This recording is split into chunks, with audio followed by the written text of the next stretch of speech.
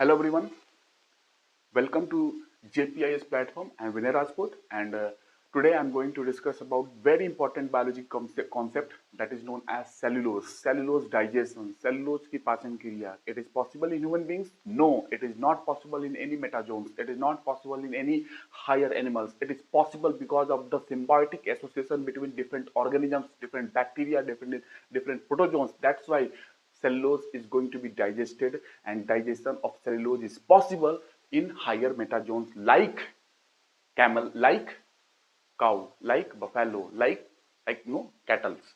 But humans में नहीं है. तो मैं क्या बताना चाहता हूं, सुनिए. सेलुलोज जो है आपको पता है, मैंने स्टार्ट किया है कार्बोहाइड्रेट पढ़ाना, वो मैं चला रहा हूं. ये मैंने एक्स्ट्रा बताने की कोशिश की है क्योंकि ये मैंने सोचा कि आपको एक्स्ट्रा से बता दूं क्योंकि ये जानना आपको जरूरी है. सेलुलोज, सेलुलोज क्या है? एक पॉलीसेकेराइड है, आपको मैं बताऊंगा.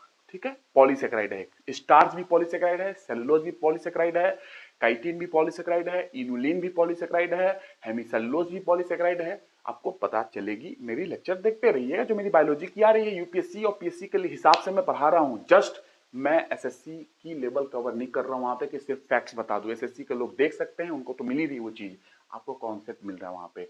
और इन्वायरमेंट इकोलॉजी मैंने साइंस टेक थोड़ा सा लेट किया है क्योंकि आप 3 लेक्चर जो मेरी आई है उसको थोड़ा सा देख लेना, समझ लेना, क्योंकि मैं अगले लेक्चर से रिन्यूअल स्टार्ट करूंगा. आपको पता चलेगी किस तरीके से मैं लेके चल रहा हूँ. कॉन्सेप्ट बनेगी. एग्जामिनेशन हॉल में 3 घंटा नहीं 2 घंटे में करके आना है क्वेश्चन. ठीक है, 2 घंटे में करके आना है. अगर आपको करना है तो पढ़ते जाइए और देखिए. आप कोई इतना बेवकूफ नहीं है यार. हर क्वालिटी में दे रहा हूं, आपको समझ में आती है मैं क्या दे रहा हूं. आप इतने बुद्धिमान हैं. आप देखिए, आप पहचानिए. ठीक है, मेरा काम है अच्छी क्वालिटी देना. मैं देश के लिए, दुनिया के लिए ही कर रहा हूं, आने वाले समय में भी करता रहूंगा. क्वालिटी मेरा देना काम है. एग्जाम की रिक्वायर्ड जितनी भी चीजें हैं, जो भी रिक्वायर्ड है वो मैं दे रहा हूं. सेलुलोज क्या है? सेलुलोज आपने समझ लिया, एक तरीके का कार्बोहाइड्रेट है, पॉलीसेकेराइड है. ठीक है, कार्बोहाइड्रेट है, पॉलीसेकेराइड है. मैंने समझाया है उन लेक्चरों में जो मेरी लेक्चर चल रही है. तो मैंने 10-15 मिनट की कोशिश की है कि इसमें बता दूं आपको. सेलुलोज क्या है कि देखिए, cellulose is the polymer of beta glucose. ये बीटा ग्लूकोज का पॉलीमर है, बीटा ग्लूकोज. ठीक है, देखिए ग्लूकोज भी बहुत टाइप के होते हैं, ये आप केमिस्ट्री में थोड़ा बहुत पढ़ते हैं. बीटा ग्लूकोज होता है, बीटा ग्लूकोज ही जुड़ जुड़ के क्या होती है? सेलुलोज बनता है. तो पॉलीमर है ना, बहुलक, पॉलीमर, बहुत सारे जुड़े हैं, पॉलीमर. ये जुड़ के इसी का पॉलीमर होता है, इन्हीं से जुड़ के सेलुलोज बनता है. बाकी आपको डिटेलिंग में दूंगा बाद में, जब मैं आपको कराऊंगा कार्बोहाइड्रेट वगैरह जो पढ़ा रहा हूं उसमें. तो cellulose is a polymer of beta glucose, important component of our diet. ये बहुत इंपॉर्टेंट कंपोनेंट हमारी डाइट का, इंपॉर्टेंट है. ये इंपॉर्टेंट कंपोनेंट है हमारी डाइट का, हमारे खाने पीने का, डाइट का इंपॉर्टेंट कंपोनेंट है. लेकिन कोई भी ऐसा हायर एनिमल, कोई भी हायर एनिमल, जैसे हम हायर एनिमल में आते हैं, गाय है, भैंस है, बकरी है, ठीक है ना, शेर है, हाथी है, ये हायर एनिमल्स में आते हैं. मेटाजोन्स बोलते हैं इनको. तो ये जो मेटाजोन्स, हायर एनिमल्स को मेटाजोन्स बोलते हैं. ठीक है, मेटाजोन. ये कोई भी मेटाजोन्स नहीं है, कोई भी हायर एनिमल नहीं है जो सेलुलोज को पचा पाए.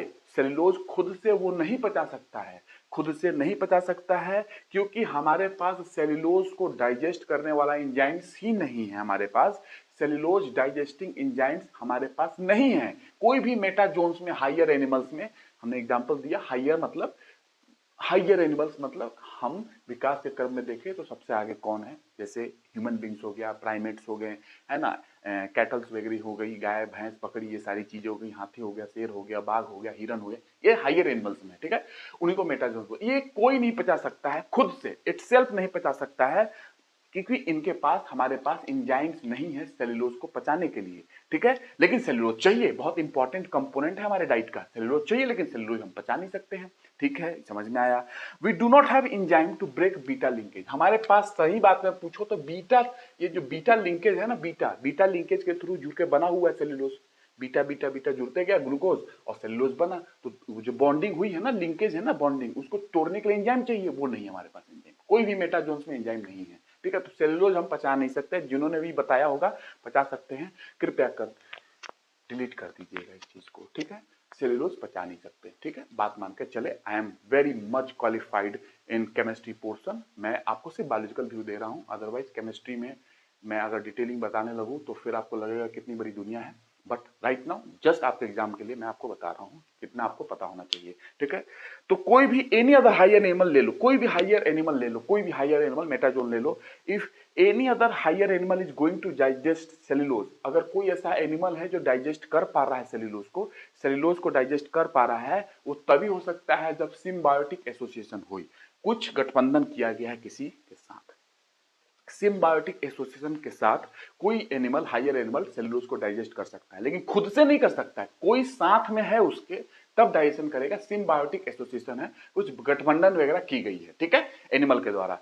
तो उस सिम्बायोटिक एसोसिएशन में जैसे सिम्बायोटिक माइक्रो ऑर्गेनिजम्स होते हैं, सिम्बायोटिक माइक्रो ऑर्गेनिजम्स जैसे कि बैक्टीरिया हो गया, प्रोटोजोआ हो गया। बैक्टीरिया, प्रोटोजोआ ये हमारे एनिमल्स जो होते हैं, जैसे कि गाय है, उनके लार्ज इंटेस्टाइन में ये रहता है।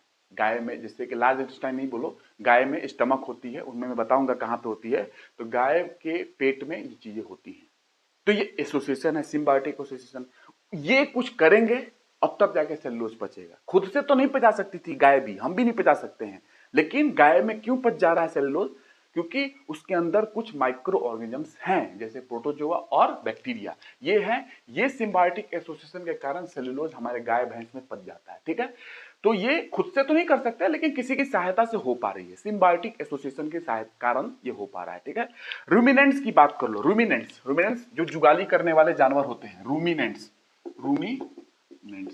ठीक है, कड चिविंग जुगाली करने वाले जानवर, ठीक है। जुगाली का भी बताऊंगा मैं, कभी पोल्ट्री की बात करूंगा तो, कि कब बोलते हैं गाय बीमार पड़ गई, उसकी जुगाली की जो गिनती होती है ना, वो भी चेंज कर जाती है। 46 से 47 बार जुगाली करती हैं गाय और तब अंदर लेती हैं। लेकिन इसमें भी वेरिएशन होता है ना, जब बुखार होगा तो इनमें वेरिएशन होती है, तब उसको चेक करना पड़ता है कितने बार जुगाली कर रही है, ठीक है। तो ये सारी चीजें होती हैं, ये हमारे जो डॉक्टर होते हैं गाय भैंस के, वो सब चीज जानते हैं, ठीक है। तो रूमिनेंट्स जैसे कि कॉम्प्लेक्स और कंपाउंड स्टमक होती है इनके पास। कॉम्प्लेक्स स्टमक है, जटिल स्टमक है इनका, स्टमक पेट की बात कर रहा हूं, है ना, जटिल है। या कंपाउंड स्टमक है। कंपाउंड स्टमक का मतलब क्या समझ रहे हो? कंपाउंड स्टमक मतलब कि चेंबर बहुत है इनके स्टमक में, पेट में चेंबर बहुत है। रूमेन है, रेटिकुलम है, ओमेसम है, एबोमेसम है। ये चीजें आपको 4 ध्यान रखनी है, बाकी मैं पढ़ाऊंगा आपको, ठीक है, जब डाइजेशन पढ़ाऊंगा। Rumen, reticulum, omasum, abomasum. Rumen सबसे बड़ा चेंबर है, उन्हीं के नाम से रूमिनेंट्स बोला जाता है, क्योंकि इनके स्टमक का सबसे बड़ा चेंबर रूमेन है, इसी के नाम से रूमिनेंट्स बोला गया उनको, ठीक है। जो गाय भैंस बकरी ये सारी चीजें होते हैं जो जुगाली करते हैं। तो रूमेन रेटिकुलम में, इसमें in this cellulose digest with the help of rumen और रेटिकुलम। ये जो रूमेन मैंने बताया है, रूमेन और रेटिकुलम, ठीक है। ओमेसम होगा एक, एबोमेसम होगा, ठीक है। ये 4 चैम्बर है। कंपाउंड मैंने बोला ना, कंपाउंड स्टमक है, कॉम्प्लेक्स स्टमक एक तरीके से, या कंपाउंड स्टमक है, चैम्बर देख लो। इन दो में बात कर रहा, रूमेन और रेटिकुलम। रूमेन सबसे बड़ा है, इसलिए रूमिनेंट्स बोलते हैं उनको, जुगाली करने वाले जानवर को। तो रूमेन में क्या होता है, इन दोनों में, रूमेन रेटिकुलम में, इन दोनों में डाइजेस्ट करने वाले एंजाइम्स हैं। सेल्यूलोज को डाइजेस्ट करने वाले एंजाइम्स कैसे हैं? Cellulose digest with the help of symbiotic micro organisms. इसमें सिम्बायोटिक माइक्रो ऑर्गेनिजम्स आपको मिल जाएंगे। बैक्टीरिया, प्रोटोजोआ इन चैम्बर में रहते हैं और वही सेल्यूलोज को डाइजेस्ट करते हैं, ठीक है। कैसे? देखिए कौन सा है, रूमिनोकोकस। रूमिनोकोकस एक होता है, रूमिनोकोकस। रूमिनोकोकस एक बैक्टीरिया है, रूमिनोकोकस एक बैक्टीरिया, एक प्रोटोजोआ है, सिलिएट एंटोडाइनियम कॉर्डेटम। ये आपको नहीं आता, आपसे नहीं पूछा जाएगा। सिलिएट एंटोडाइनियम कॉर्डेटम, ये एक प्रोटोजोआ है। ये दोनों इसमें रहते हैं। ये तो बैक्टीरिया है, और एक सिलिएट एंटोडाइनियम कॉर्डेटम, ये एक प्रोटोजोआ है। ये इन दोनों में रहते हैं, इन दोनों चेंबर में। और इसकी सहायता से हम सेल्यूलोज को, जो क्या कहते हैं, जो गाय भैंस है, इनमें सेल्यूलोज को डाइजेस्ट किया जाता है। तो सिम्बायोटिक एसोसिएशन हो गया ना, कुछ गठबंधन है ना इनके साथ, है ना, इनके स्टमक में, तब जाके हो पा रही। खुद से तो डाइजेस्ट नहीं कर पा रहे हैं सेल्यूलोज को, तो ऐसे कर सकते हैं। बट अदरवाइज कोई भी मेटाजोन्स, हायर एनिमल्स खुद से सेल्यूलोज को डाइजेस्ट नहीं कर सकते हैं, ठीक है, ध्यान रखोगे। खुद से कोई नहीं कर सकता है। लेकिन क्यों सेल्यूलोज हमें क्यों चाहिए? मैंने बताया कि आप समझ गए कि सेल्यूलोज डाइजेस्ट नहीं कर सकते हैं, कुछ सिम्बायोटिक एसोसिएशन चाहिए, ठीक है, जैसे बैक्टीरिया वगैरह है, उनकी सहायता से हो रही है। सेल्यूलेज एंजाइम होती है जिसके थ्रू सेल्यूलोज को डाइजेस्ट किया जाता है, ठीक है। उसके बाद क्या है, सेल्यूलोज क्यों जरूरी है हमारे, जब हमको पचती नहीं है हमारे शरीर में, तो क्यों जरूरी है सेल्यूलोज भी, क्यों जरूरी है, ठीक है, सुन लो, बाकी मैं पढ़ाऊंगा ही। इसमें यह है कि it form roughage in the human food. हमारे फूड में रफेज वैल्यू डालता है। रफेज समझते हो क्या है? जैसे कि आप एग्जांपल के तौर पे जिससे बल्क होता है, फूड में बल्कनेस होता है ना, जैसे कि खाना संतुष्टि वगैरह आपको लगती है ना, खाने में खाया तो संतुष्ट हो गए, पेट भर गया, संतुष्टि, ये सेलुलोज इसमें काम करता है। सेलुलोज इसमें रोल निभाता है। जो आपको लगता है ना कि संतुष्टि, सैटिस्फैक्शन मिल रही है, सेलुलोज के कारण है। सेलुलोज डाइजेस्ट नहीं हो रहा है, लेकिन सेलुलोज का फंक्शन देखिए, it form roughage in human food. Human food में, हमारे खाने में रफेज की तरह काम करता है, ठीक है। It add bulk to the food, खाने में बल्क, बल्क जो होती है ना, जैसे बल्क वैल्यू है खाने में, फूड में बल्कनेस डाल देता है ये, है ना, जैसे लगेगा आप कुछ खाए हो रियलिटी में, ठीक है। It irritates intestinal lining, intestine आंत की लाइनिंग को इरिटेट करता है, ठीक है। यही कौन, सेलुलोज, एक फाइबर की तरह होता है ये सेलुलोज। क्या करता है, इंटेस्टाइन की लाइनिंग जो होती है ना, इंटेस्टाइन में, आंत में लाइनिंग बनी होती है, उनको इरिटेट करता है। इससे क्या होता है, म्यूकस की सिक्रीशन बढ़ती है, हमारे इंटेस्टाइन में म्यूकस की सिक्रीशन बढ़ेगी, और इसके कारण इंटेस्टिनल मूवमेंट, जो होती है, खाना जो इंटेस्टाइन में मूव कर रहा है, म्यूकस जो है ना बहुत स्लाइमी होती है, चिपचिपा होता है, लुब्रिकेंट टाइप होता है, तो ये इसके कारण खाना जो है ना बहुत बड़े अच्छे तरीके से इंटेस्टाइन में मूव कर लेता है, ठीक है, क्योंकि म्यूकस की सिक्रीशन हो जाती है। क्यों, क्योंकि ये रफ है, इरिटेट करेगा इंटेस्टाइन की लाइनिंग को, आंत की लाइनिंग को, तो वो म्यूकस सिक्रीशन ज्यादा होने लगी। उस म्यूकस सिक्रीशन के कारण इंटेस्टाइन में मूवमेंट बहुत अच्छा हो जाता है खाने का, फूड का, ठीक है। तो ये इसलिए भी काम आता है कि इंटेस्टिनल मूवमेंट को फैसिलिटेट करता है। और अच्छा ये समझ में आया, सेलुलोज फाइबर जो होते हैं होल्ड करते हैं वाटर को, वाटर जो बॉडी से निकल रहे हैं उसको होल्ड करके रखता है। तो कॉन्स्टिपेशन जो है, जो होता है ना, कब्ज वगैरह हो गया, पेट खराब, इसको भी होने से रोकता है सेलुलोज, जो कि हमारे पेट में डाइजेस्ट नहीं हो पा रहा है हमारे बॉडी में, लेकिन देखो कितना फंक्शन है कॉन्स्टिपेशन वेला में, क्योंकि वाटर को होल्ड करता है, पानी को होल्ड कर लेता है, ठीक है, तो इसलिए भी जरूरी है। तो सोचो कितना सेलुलोज का काम है, सेलुलोज का काम कितना है, भले डाइजेस्ट नहीं हो रहा है, भले हमसे उससे एनर्जी नहीं मिलती, हमें डाइजेस्ट होगा तब तो एनर्जी देगा, लेकिन देखो तो कितना काम है, रफेज की तरह काम कर रहा है, फूड में बल्क वैल्यू डाल रहा है, जो आपको लग रहा है कि कुछ फूड खाया आपने, है ना, सटाइटी लगाती है, सटाइटी एक संतुष्टि लगता है खाने के बाद खाने में, क्योंकि उसमें सेलुलोज होता है खाने में, ठीक है। हर खाने में आपको सेलुलोज मिल जाएगा। और उसके बाद आपको लाइनिंग, जो म्यूकस सिक्रीशन होती है हमारे इंटेस्टाइन में, लाइनिंग होती है, उसमें इरिटेशन करता है ये सेलुलोज, क्योंकि ये रफ होता है ना एक तरीके से, तो इरिटेशन करने के कारण, क्योंकि फाइबर फॉर्म में होता है ये, तो फाइबरस होता है, तो इंटेस्टाइन में सिक्रीशन होगी म्यूकस की, तो म्यूकस की सिक्रीशन के कारण इंटेस्टिनल मूवमेंट है ना फैसिलिटेट हो जाएगा, अच्छे से इंटेस्टाइन में चीजें मूव करेंगी, खाना वगैरह है ना मूव करता है ना, अरे डुडनम, जेजनम, इलियम, खाना मूव कर रहा है, आपको पता है इलियम में सबसे ज्यादा एब्जॉर्प्शन होता है।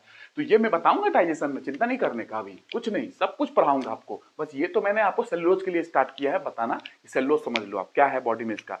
सेलुलोज क्या है, वाटर को होल्ड करता है, क्योंकि फाइबरस है, वाटर होल्ड करेगा, वाटर होल्ड करेगा तो कॉन्स्टिपेशन जो कब्ज वगैरह है ये नहीं होगी आपको, वाटर होल्ड करेगी तो, ठीक है। ये चीजें आपको ध्यान रखनी है सेलुलोज के बारे में।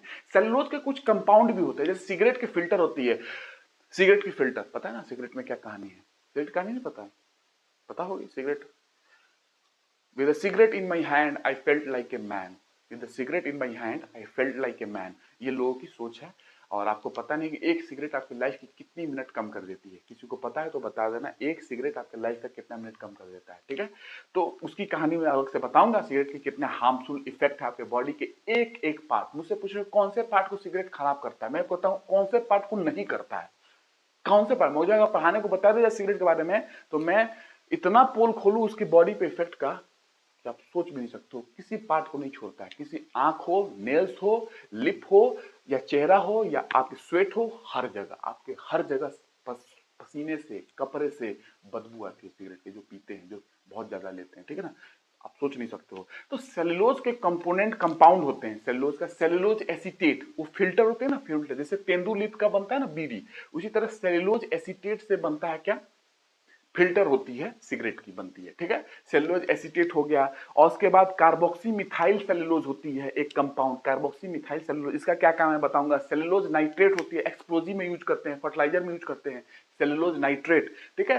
सेलुलोज नाइट्रेट हो गया, उसके बाद सेलुलोज क्या कहते हैं एसीटेट हो गया, जो आपको फिल्टर में यूज किया जाता है सिगरेट के फिल्टर में। उसके बाद कार्बोक्सी मिथाइल सेलुलोज हो गया, ये भी सेलुलोज के कंपाउंड है, इसका भी यूज होता है, ये मैं बताऊंगा आपको जब कार्बोहाइड्रेट पढ़ा रहा हूँ उसके दौरान, जब आएगी ना सेलुलोज, वहां पे यही चीज बता के आपको कंप्लीट कर दूंगा। ये सेलुलोज वाली कहानी नहीं बताऊंगा जो मैंने इतनी बताई आपको, वहां पे अलग से जो चीज इंपॉर्टेंट अलग होगी वो आपको बताऊंगा वहां पे, ठीक है। तो इतना आप ध्यान रखेंगे, ठीक है, सेलुलोज के बारे में।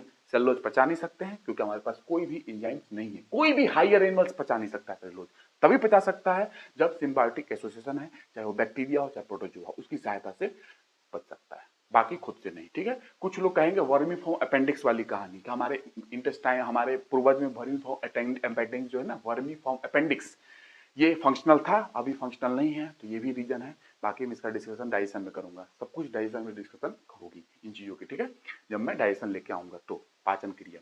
तो राइट नाउ आज इतना ही आप ध्यान रखेंगे जो मैंने बताया आपको। सेलुलोज डाइजेस्ट नहीं कर सकते, नहीं कर सकते, नहीं कर सकते। एक प्रकार का पॉलीसेकेराइड है, बीटा ग्लूकोज से बना होता है। बीटा ग्लूकोज जुड़ते जाएंगे, जुड़ते जाएंगे, जुड़ते जाएंगे, उनके बीच की बॉन्डिंग जो होती है, लिंकिंग होती है, उसको तोड़ने के लिए इंजाइम ही नहीं है किसी भी मेटाबोन्स के पास, किसी भी हायर एनिमल्स के पास इंजाइम ही नहीं है।